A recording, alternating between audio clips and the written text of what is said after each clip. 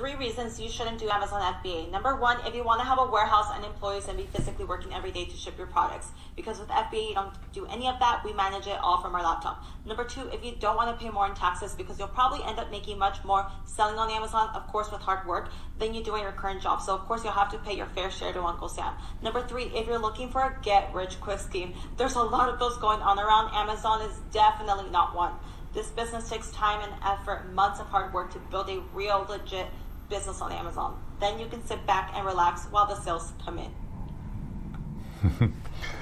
Okay, well, with over 1,000 e-com clients here, I have a pretty good idea of what it takes to run an Amazon business because we see clients doing it. And FBA does help make it easier. You don't have to handle the inventory, but with the rules they've recently put in place on inventory levels that you have to maintain, a lot of our clients are switching to also having a 3PL, third-party logistics system that helps manage that inventory flow. And it's not nearly as easy as it was of just sitting back, ordering a bunch of product from China, having it shipped straight to Amazon, and not worrying about it. You can still do that, but Amazon is definitely going to charge you even more if you send too little or too much, or it doesn't sell quickly enough, or whatever. So you really have to get into this planning on how you're going to manage your inventory. It's not quite as easy as just saying, let Amazon do everything for us, at least not if you want to maximize your profit, which is these businesses can have pretty low margins if you're not careful and you don't create a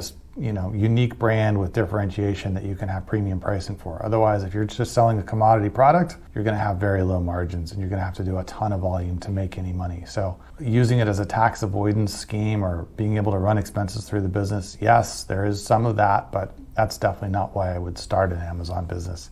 That's only something to worry about after you've got it up and running and you're making good money. And then the part about sit back, relax, and let the sales roll in, not really. This is not a passive income business.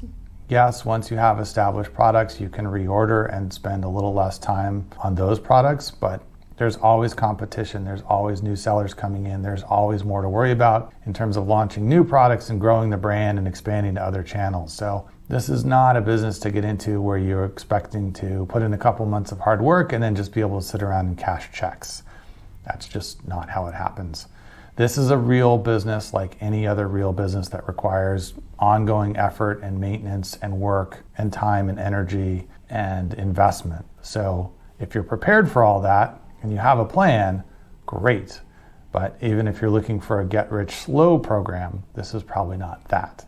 It's not get-rich-quick, but it's not even get-rich-slow unless you're planning to put the work in. 3 reasons you are not selling on Amazon yet. Number 1, you don't know where the hell to start. This is obviously the most common reason, and I completely understand why that is and how it feels. Even if you have been watching endless YouTube videos and trying to put the pieces together, taking that first step can be so challenging. My advice to you is to invest into a program, a mentor, and commit to actually starting the journey, okay? You will have way more confidence and you will start the right way knowing you have experts guiding you through the whole way. Number 2, you think it's too late. Of course, this had to make my top 3 reasons because I hear it all the freaking time. But just look at the facts. The numbers speak for themselves. Every single year, Amazon sets new records, sales records, and it brings in more and more prime customers. It's literally the opposite of too late. It's the best time to ever launch a product on the world's largest marketplace that just grows every year. 3, you're waiting for the right time. I made this mistake as well, and honestly, the right time might never ever come. It's never gonna come. You can just sit around repeating the same cycle over and over again, waiting for the magic moment to come and change your life. And unfortunately, this is one of the biggest reasons most people just never really reach their goals in life, and eventually life just gets too complicated and then it is too late to start. Okay, I could give you reason 4, you don't want to sell on Amazon. I mean, that might be a reason you're not selling on Amazon too, is you realize e-commerce is not a get-rich-quick scheme. It's actually a lot of work and it requires a lot of capital and it requires a lot of waiting and it's low margin, so you have to do a lot of volume before you start making any money. But that's reason 4 if you're not interested in selling e-commerce products. But let's talk about her first 3. So reason 1 is you can't find out how to start. It's really not that hard and there are a lot of free videos, and I would say just jump in and give it a try, set up an account. And then the second part is figuring out what to sell. That is the hard part, and you can watch all the videos you want, but unless you have a reason to sell something unique and different, I would say don't start in the first place. So that part is hard, but her course or whatever courses she's recommending aren't going to make that process any easier. The second thing she's talking about is people say it's too late to start. And her counter argument is every year there's more and more sales on Amazon. That is answering a question with the wrong answer. Yes, every year there are more and more sales on Amazon, but what's actually happening is a lot of those bigger sellers are selling more, and a lot of those smaller sellers are going away. So just because there's more sales on Amazon doesn't mean that there's more opportunity or more ability for people to come in and sell. It means just what she said, that there's more sales on Amazon. But actually there's a lot of competition, and there's a lot of people who aren't making it work, who are dropping off, and some new people who are trying to make it work, who figure out that they can't make it work and drop off. The difference about whether or not to start is not how much competition there is. The difference about whether or not to start is whether or not in the segment that you're going to compete in, you have the ability to beat the competition that exists in that segment, right? So who cares if people are selling tons more laundry detergent this year versus last year? If you're not in the laundry detergent segment, that doesn't matter, right? If you're selling paintbrushes for artists, how many people are in the paintbrushes for artists section? And do you have paintbrushes that for whatever reason are going to attract customers versus the competition in that segment? If you have something different about your paintbrushes, they're higher quality, they're easier to hold, they spread paint better, they make you look like Michelangelo even if you've never taken an art class.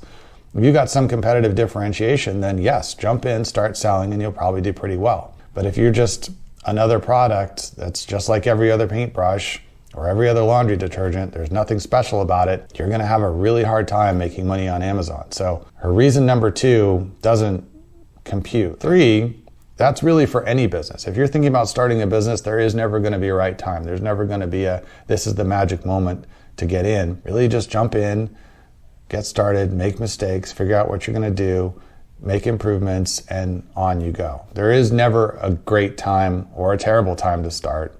The time to start, if you wanna do it, is just now. So on that, I agree with her. Point 1, point 2, don't agree. And reason 4, you might not be in e-commerce is because there's lots of other businesses to get into besides e-commerce. Earned $611,000 in the last 30 days. Here are the top 5 ways to increase sales. First one is setting up TikTok Shop for free. You can literally get organic sales just by posting content on TikTok. Next, you want to redeem this coupon offer for TikTok ads. That way you can complete step number 2, which is running TikTok Shop ads. As you can see, spent $4,000 here, made back $32,000 here. Next step, you're going to want to create these 5 templates for Facebook ads with your product. Then launch these 4 Facebook ad campaign types. You'll have retargeting, lookalikes, interest, and an open audience for scaling. As you can see, spent $9,000, made back $50K in the last 12 days. So some tips for growing your e-commerce business using TikTok. TikTok, obviously a huge platform with growing influence and lots of people looking on there. I think whether or not TikTok is a good audience for you depends on what kind of products you sell. So the demographics of TikTok are pretty well established. So if your product fits the demographics of TikTok, then it might be worth checking out. You also want to make sure it's the kind of product that somebody would buy from a TikTok video, more impulse items, fashion items, maybe gadget type items versus things that require more research, understanding, comparison, shopping, etc. Those may be less of a good fit. Also, price point may make a difference. The other suggestions for, getting an ad, coupon to try doing ads on TikTok, great. That's a way to drive traffic. The return on ad spend is okay, except you want to keep in mind that, getting 3 times or 5 times your money is on revenue, right? So that's before you factor in the cost of the product, the cost of shipping and fulfillment, all those other things that go into it. So if you get 4 times ROAS, that may mean it's an unprofitable sale. So you want to have strategies for driving follow-on sales, capturing customer information, and a longer-term strategy. But it can definitely be a way to get started or add sales to yourself, to your e-commerce business. I would just say go slow and make sure that it's making sense and part of an overall well-thought-out strategy. Don't just expect to go throw money at TikTok and throw ads up on TikTok and immediately have profitable sales from there.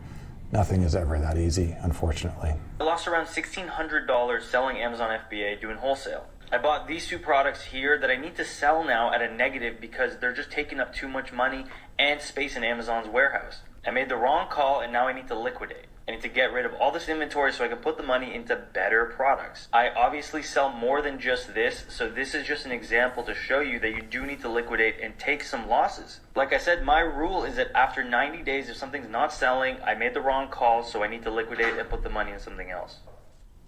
Well, okay, it's nice to see a video once in a while where somebody talks about something other than phenomenal success that they've had. So cool.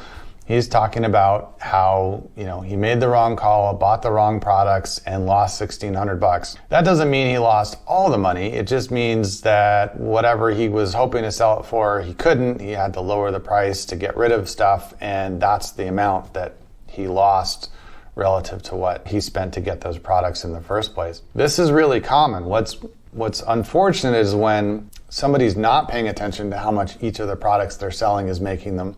And some products may be making money, others are losing money. The ones that are making money are covering the losses, and you don't realize what's going on. So you keep running the business, keep selling all the products, and keep making a lot less than you should be because you're not constantly evaluating each product on its own and getting rid of the ones that aren't working.